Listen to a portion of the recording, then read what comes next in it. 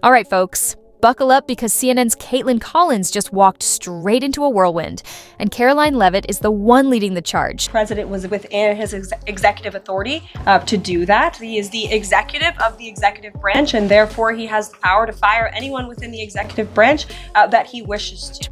What was supposed to be just another White House press briefing quickly turned into a train wreck for CNN's Kaitlan Collins. She thought she had a gotcha moment in the bag, but instead, Karoline Leavitt flipped the script and completely turned the tables on her. What Kaitlan expected to be a moment of triumph ended up making her look like a rookie, and it all went down live. No edits, no spin, just a raw, unfiltered takedown. And trust me, CNN didn't want you to see this. The moment the clip went viral, viewers wasted no time dragging Kaitlan, taking shots at CNN's credibility, and even questioning her suitability for the role. But hey, don't just take my word for it. We've got the full breakdown coming your way.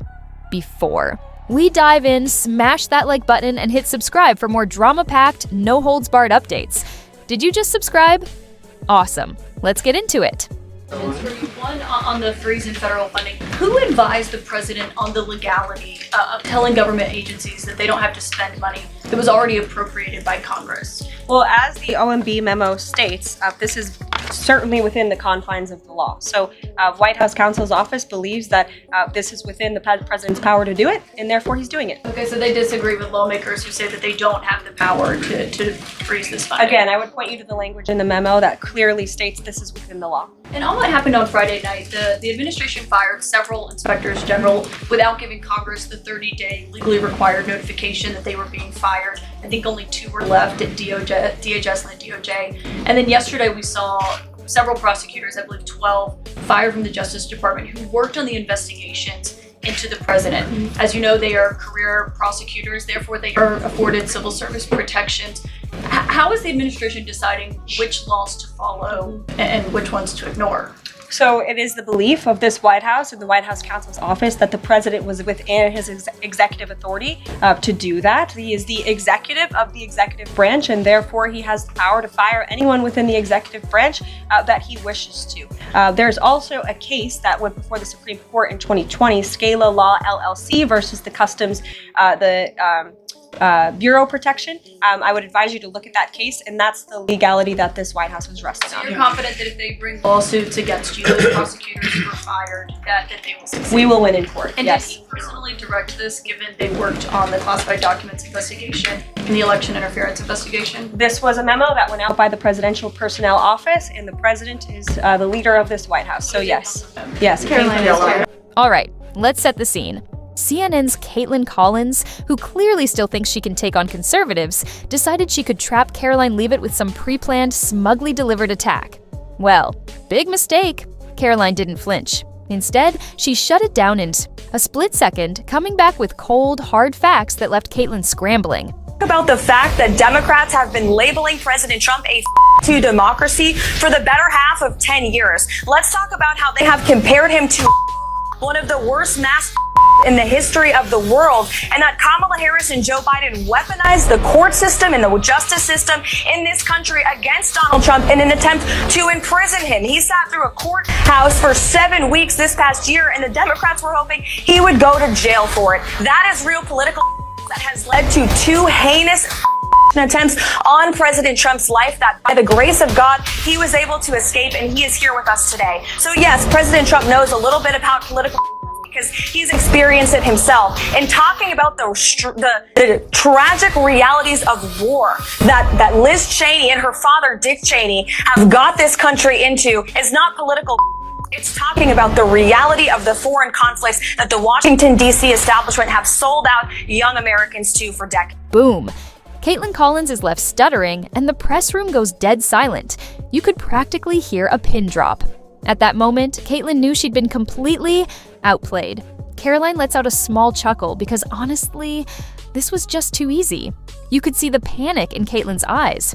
She was not prepared for that level of receipts. Please, his opponents are saying to this very day the same rhetoric that led to those 2 attempts. The second attempt on President Trump's life echoed the sentiment that President Trump is a democracy. And if you're a deranged lunatic and you're mentally ill, you will believe that lie, and yes, you will take political.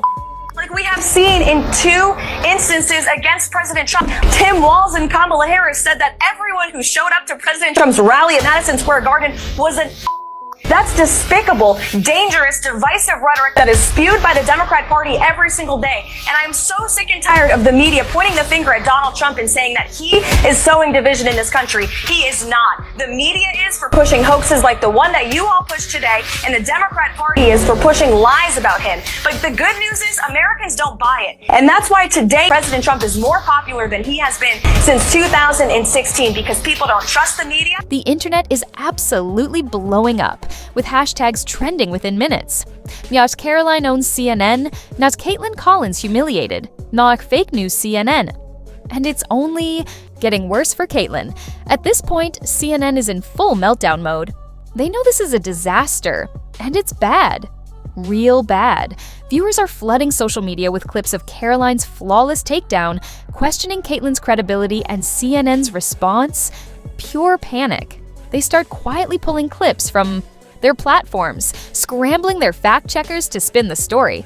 They're doing everything they can to shift focus, anything to bury the embarrassment. But it's too late. Conservatives are absolutely memeing the life out of this moment. Even some liberals are shaking their heads, admitting Kaitlan walked straight into a trap.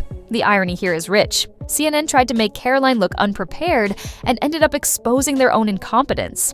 And just when you think it couldn't. Get worse for Kaitlan. Oh, it does. Because there is a lot of reporting out there that is putting the onus on this White House for the increased cost of eggs. I would like to point out to each and every one of you that in 2024, when Joe Biden was in the Oval Office, or upstairs in the residence sleeping, I'm not so sure, egg prices increased 65% in this country. We also have seen the cost of everything, not just eggs. Bacon, groceries, gasoline have increased because of the inflationary policies of the last administration. As far as the egg shortage, what's also contributing to that is that the Biden administration and the Department of Agriculture directed the mass killing of more than 100 million chickens, which has led to a lack of chicken supply in this country, therefore a lack of egg supply, which is leading to the shortage. So I will leave you with this point. This is an example of why it's so incredibly important that the Senate moves swiftly to confirm all of President Trump's nominees, including his nominee for the United States Department of Agriculture, Brooke Rollins, who is already speaking with Kevin Hassett, who's leading the economic team here at the White House, on how we can address the egg shortage in this country. As for costs, I laid out the plethora of ways that President Trump has addressed saving costs for the American people over the past week. He looks forward to continuing doing that. Really? That's the best you've got? Karoline doesn't even blink, and she fires back with a jaw-dropping response. Game over. Even CNN's own audience isn't buying the spin. One user on Twitter nails it. Imagine getting embarrassed this badly in front of the whole country. Karoline just ended Kaitlan's career in under 3 minutes. At this point, even CNN's producers are shaking their heads. Kaitlan tried everything and failed spectacularly, and just when she thought it couldn't get worse, yep, it does. This isn't just about one embarrassing moment for Kaitlan Collins. It's about the larger issue of why the media keeps losing credibility. They attack conservatives, expecting them to back down, but Karoline Leavitt just showed they won't. They twist the facts, but America's done with the lies. They act like they're the smartest people in the room, but Karoline just demonstrated how easily they crumble under pressure. And now CNN is scrambling. Kaitlan is humiliated, and Karoline, she's more respected than ever. So here's the real question. Will CNN actually learn from this, or will they double down on their disastrous tactics? Either way, Karoline Leavitt just set a new standard. And for CNN, it's a nightmare they won't shake off anytime soon. All right, folks, now it's your turn. Did Karoline just deliver the most savage takedown of the year? Did Kaitlan just expose CNN's desperation? And do you think mainstream media can ever recover from its credibility crisis? Drop a comment below with your thoughts. And before you go, smash that like button and subscribe so you never miss another epic takedown. Thanks for watching. See you next time.